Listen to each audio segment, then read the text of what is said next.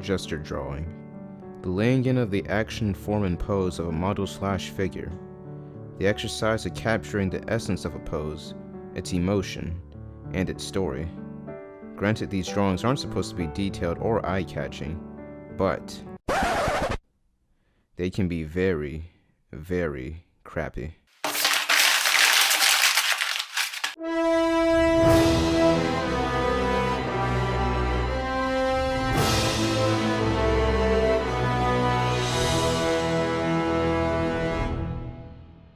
I'm just gonna take these off. I can't see a thing in these things. I said I was only gonna take the goggles off once I hit 1 million subs, but screw it. Hey there, my name is Innerman, the creator of the Innerman Arts channel. This is where I document my journey to become a great artist and creator in order to provide relevant information to any of you that decide to undertake a similar endeavor. So you may have clicked on this video because you want to make a comic, an animation, a manga, or whatever.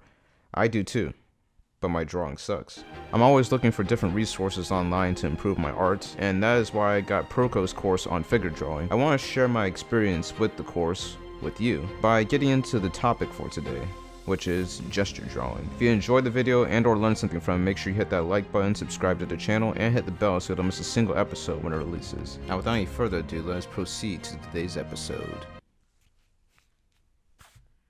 I still can't see a thing in these. People often recommend using the overhand grip rather than the tripod grip for gesture drawing because using the overhand grip allows for more cleaner and smoother lines. But honestly, screw that. Learning the overhand grip was a bit of a challenge. It was rather awkward. After asking a few artists on Discord about this subject, they told me that it doesn't really matter which grip you use, as long as you're focusing with the shoulder. So I just decided to go with the tripod grip. Now this exercise consists of selecting a pose from a website like Figurosity, setting a timer for 30 seconds, and then finally sitting down to actually draw alongside those poses. It looked so simple at first, but it seemed like I didn't have enough time to actually draw the pose in less than 30 seconds. Realized I was focusing way too much on copying the pose rather than feeling the pose. Basically, I had to imagine what it would feel like to be in that pose and translate that feeling onto paper. Also, I realized I was just overthinking it a bit too much. After doing several of these poses, I actually realized that they only require a few lines. After drawing several poses and killing many trees in the process, I was able to produce some pretty decent figures that actually conveyed the pose itself. However, I still practice this like just about every weekday so that I can advance in Proko's course. I include this clip of me attempting a 30-second pose just so you guys can get an idea about how I currently go about doing this kind of thing, so I hope you enjoy it.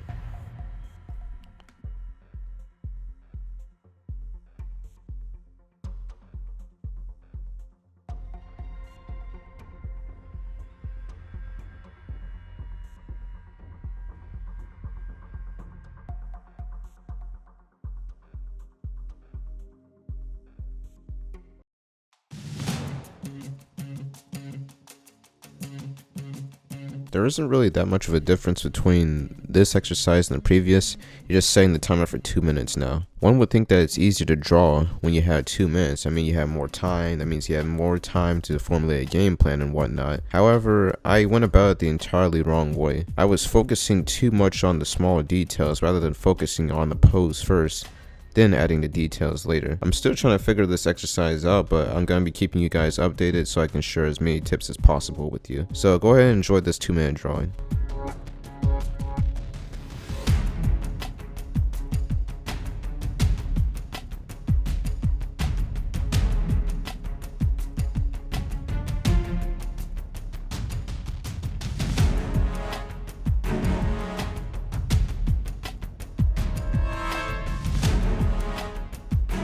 Well, ladies and gentlemen, that concludes today's episode. I do hope you enjoyed it. Make sure you hit that like button, subscribe to the channel, and hit the bell so you don't miss a single episode when it releases. Also, feel free to check us out on social media. All links will be in the description below. Till next time, ladies and gentlemen, this is Innerman from Innerman Arts, signing off.